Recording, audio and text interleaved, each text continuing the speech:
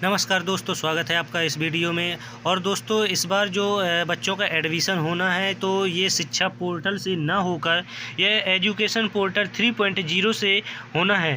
तो दोस्तों, इस बार एक बड़ा बदलाव हुआ है जो मध्य प्रदेश सरकार ने किया है, जो एजुकेशन यानी शिक्षा विभाग से संबंधित बच्चों के एडमिशन संबंधित। आइए कि चलते किस हैं प्रकार से वीडियो में। छात्रों की मैपिंग होगी। तो इसके लिए सबसे पहले आपको किसी भी ब्राउजर में एजुकेशन पोर्टल 3.0 को सर्च करना है और इसे ओपन कर लेना है। जैसे हम ओपन करेंगे, हम पोर्टल के लॉगिन पेज पर आएंगे, जहां आपको अपने यूजर नेम अर्थात अपनी यूनिक आईडी और आपने जो पासवर्ड बनाया है उससे आपको इसमें लॉगिन करना होगा। जैसे ही हम पोर्टल में लॉगिन करेंगे तो एक नया इंटरफेस हमारे सामने आता है, जहां पर आप देखेंगे कि स्टूडेंट डायरेक्टरी का एक ऑप्शन इसमें ऐड किया गया है। जैसे से हम ओपन करते हैं तो इसमें काफी सारे ऑप्शन आ जाते हैं, जिनमें हमने लास्ट के वीडियो में बात किया। आज हम बात करेंगे कि मैपिंग किस प्रकार से की जाएगी। तो यहाँ पर आप देख सकते हैं कि जैसे ही हमने स्टूडेंट डायरेक्टरी को ओपन किया तो इसमें काफी सारे नए ऑप्शन आए हुए हैं, जिसमें पहला ही ऑप्शन दिया गया है स्टूडेंट एडमिशन का। इस ऑप्शन से आपको छात्रों की मैपिंग करना होगा। तो जैसे इसके लिए हम इसे ओपन करते हैं, जैसे हम ओपन करेंगे तो एक नए पेज में हमें छात्र की जो समग्र आईडी है, जो कि 9 अंकों की होती है, वो फिल करना है और सर्च पर क्लिक करना है। तो एक डेमो के लिए, केवल उदाहरण के लिए हम देखते हैं, एक डमी जो समग्र आईडी है इसे फिल करेंगे और सर्च करके देखते हैं किस प्रकार से इसमें ऑप्शन आएंगे और कैसे हमें छात्रों की मैपिंग करना है।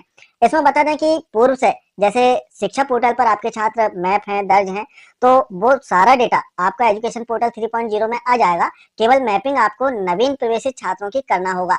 नवीन प्रवेशित छात्र जो कि कक्षा 1 में या फिर बीच की किसी कक्षा में जो नए प्रवेशित छात्र हुए हैं, उनकी मैपिंग करना होगा। बाकी जो पूर्व के छात्र हैं, जो कि शिक्षा पोर्टल पर पूर्व से मैप हैं, उनकी अलग से आपको मैपिंग संभवतः इस पोर्टल पर नहीं करना होगा, क्योंकि वो सारा कुछ डेटा आपको एजुकेशन पोर्टल पर ट्रांसफर हो जाएगा। तो आइए इसमें देखते हैं एक डेमो के लिए एक समग्र आईडी फिल करके किस प्रकार से मैपिंग होगी। तो हमने एक समग्र आईडी इसमें फिल किया और सिंपली सर्च पर हम क्लिक करते हैं। जैसे हम सर्च पर क्लिक करेंगे, थोड़ी प्रोसेस होगी और नीचे छात्र की जो डिटेल है, जो समग्र आईडी हमने इसमें फिल किया है, उस डिटेल से संबंधित छात्र की जो इन्फॉर्मेशन है वो ओपन हो जाएगी।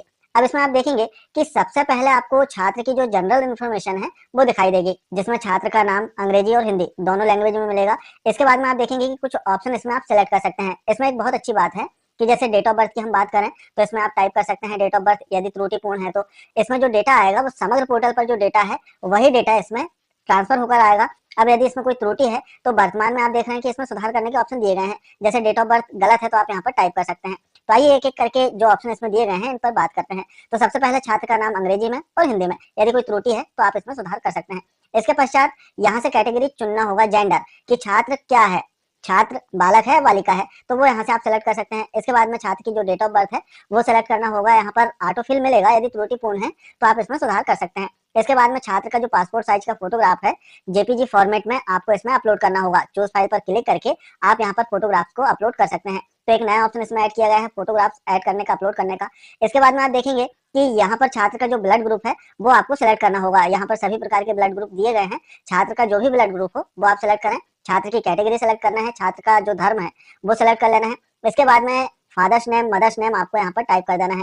हालांकि यहाँ पर ऑटो फिल मिलेगा, यदि त्रुटिपूर्ण है तो आप इसमें सुधार कर सकते हैं। आगे के बॉक्स में आपको मोबाइल नंबर दर्ज करना है, पेरेंट्स का यदि कोई मोबाइल हो तो यहाँ पर फिल करें। इसमें एक बात और बताना चाहेंगे, इसमें आप देख लें जैसे जो स्टार बने हुए हैं रेड से, तो वो सभी कुछ अनिवार्य जानकारी है, इन्हें आपको अनिवार्य रूप से फिल करना होगा। जब तक आप इन जानकारियों को दर्ज नहीं करेंगे आपका जो डेटा है वो सेव नहीं होगा। अब इसके बाद में जैसे मोबाइल नंबर आपने इसमें फिल कर दिया, इसके बाद में ईमेल आईडी, यदि ईमेल आईडी हो तो आप यहाँ पर फिल करें, टाइप करें, और यदि नहीं है तो इसे छोड़ सकते हैं, इसमें मैंडेटरी इन्फॉर्मेशन नहीं है। इसके बाद में विमुक्त का जो स्टेटस है, विमुक्त जो जाति होती है उसका स्टेटस आपको सिलेक्ट करना है, क्या है। यदि है तो यस करें और यदि नहीं है तब एनए को सिलेक्ट रहने दें। इसके बाद में क्या छात्र मध्य प्रदेश का मूल निवासी है तो आपको यहाँ पर ऑप्शन सेलेक्ट करना होगा, यदि है तो यस पर सिलेक्ट रहने दें। इसके बाद में रेसिडेंट टाइप आपको यहाँ पर सिलेक्ट करना है कि ग्रामीण क्षेत्र है या फिर शहरी क्षेत्र है। छात्र जो निवासरत है वो किस क्षेत्र में निवासरत है, ग्रामीण या शहरी। इसके बाद में आप देखेंगे कि जो उसका बीपीएल का स्टेटस है परिवार का, वो आपको यहाँ से सेलेक्ट करना होगा। परिवार यदि बीपीएल है तब आपको यहाँ से यस सेलेक्ट कर लेना है, और यदि नहीं है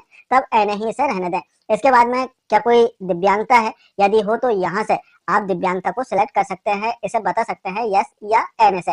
यदि नहीं है तो एन ही रहने दें। तो इस प्रकार से जो पहला पार्ट है जनरल इन्फॉर्मेशन का वो छात्र का फिल हो जाएगा।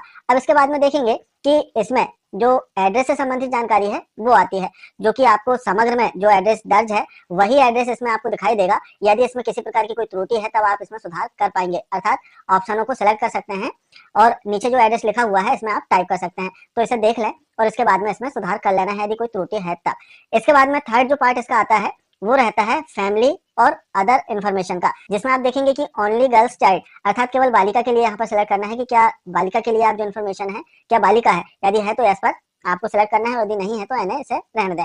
इसके बाद में इस चाइल्ड ट्विंस, क्या छात्र जुड़वा है, जुड़वा हो सकते हैं, यदि जुड़वा हो तब आपको यहाँ पर यस करना है।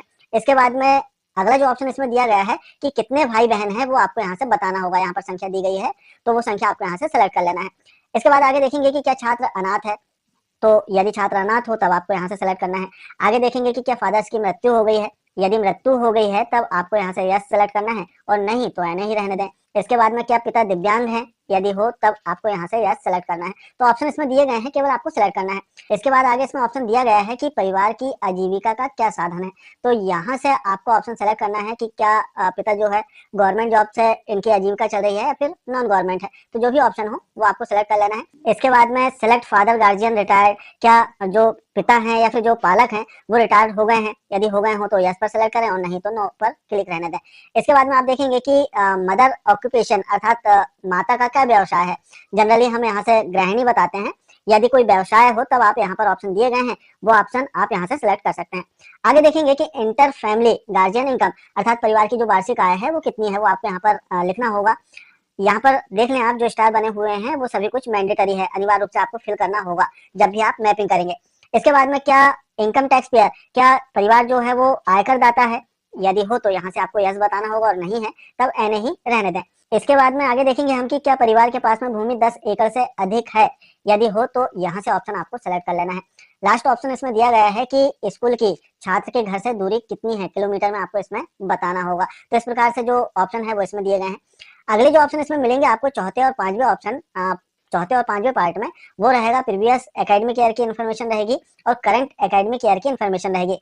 प्रीवियस एकेडमिक ईयर अर्थात छात्र लास्ट ईयर किस स्कूल में पढ़ रहा था, उसका डाइस कोड, किस क्लास में पढ़ रहा था वो क्लास आपको सिलेक्ट करना होगा, उसका एनरोलमेंट नंबर क्या है, स्कॉलर नंबर क्या है, परसेंटेज क्या है, यदि वो पास हुआ है तो वो सभी कुछ डिटेल आपको इस पार्ट में दर्ज करना होगा, चौथे पार्ट में। और पांचवें पार्ट में करंट एकेडमिक ईयर की इन्फॉर्मेशन आपको फिल करना होगा, अर्थात इस पार्ट में आपको अपने स्कूल की डिटेल दर्ज करना है कि छात्र का एडमिशन आपने किस डेट में लिया है, किस क्लास में लिया है, उसका एनरोलमेंट नंबर क्या है, स्कॉलर नंबर क्या है, क्या छात्र जो है वो छात्रावासी है। तो इस प्रकार से इसमें ऑप्शन दिए गए हैं जो आपको सिलेक्ट करना होगा। अब इसमें कुछ डॉक्यूमेंट्स भी अपलोड होंगे, हालांकि इसमें यदि हम देखें तो अनिवार्य नहीं है, मैंडेटरी इसमें बताया नहीं है, लेकिन 6 प्रकार के जो डॉक्यूमेंट्स हैं इसमें बताए गए हैं जो आप जेपीजी या पीडीएफ फॉर्मेट में इसमें अपलोड कर सकते हैं। और इसका जो साइज है 100 केबी से अधिक नहीं होना चाहिए, अर्थात 100 केबी से कम होना चाहिए। तो इसमें जो दस्तावेज आपको अपलोड करना होगा अनिवार्य नहीं है, लेकिन इन्हें अपलोड करें तो बहुत अच्छा है क्योंकि सभी छात्र की जो इन्फॉर्मेशन है आपको ऑनलाइन मिल जाएगी। अब इसमें कौन कौन से दस्तावेज अपलोड होंगे, छात्र का जो कास्ट सर्टिफिकेट है वो अपलोड करना होगा। इसके अतिरिक्त यदि छात्र हैंडीकैप्ड है तो उसका सर्टिफिकेट आपको अपलोड करना होगा। छात्र की बैंक पासबुक की कॉपी इसमें अपलोड करना होगा। इसके अतिरिक्त इनकम प्रूफ, छात्र की जो आय प्रमाण पत्र है छात्र के पेरेंट्स का, वो आपको इसमें अपलोड करना होगा। साथ ही इसमें आप देखेंगे कि यदि छात्र का परिवार बीपीएल है तब बीपीएल से रिलेटेड जो दस्तावेज है वो अपलोड होगा। और लास्ट में जो मूल निवासी प्रमाण पत्र है वो आप इसमें अपलोड कर सकते हैं। तो इस प्रकार से 6 प्रकार के जो दस्तावेज हैं इन्हें आप पीडीएफ या जेपीजी फॉर्मेट में अधिकतम 100 केबी तक अपलोड कर सकते हैं। लास्ट में आप देखेंगे कि इसमें सेव का ऑप्शन दिया गया है। इतनी इन्फॉर्मेशन फिल कर देने के बाद में आपको सिंपली सेव पर क्लिक कर देना है। जैसे आप सेव पर क्लिक करेंगे छात्र जो है वो आपकी शाला में मैप हो जाएगा।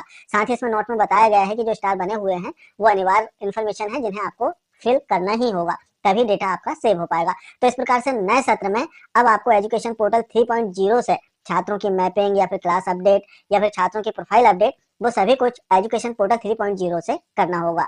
किस प्रकार से करना है इसका प्रैक्टिकली वीडियो हम आने वाले समय में जरूर देखेंगे। तो आशा है जानकारी आप समझ पाए होंगे। मिलते हैं कुछ इसी प्रकार की जानकारियों के साथ में नेक्स्ट वीडियो में। तब तक के लिए जय।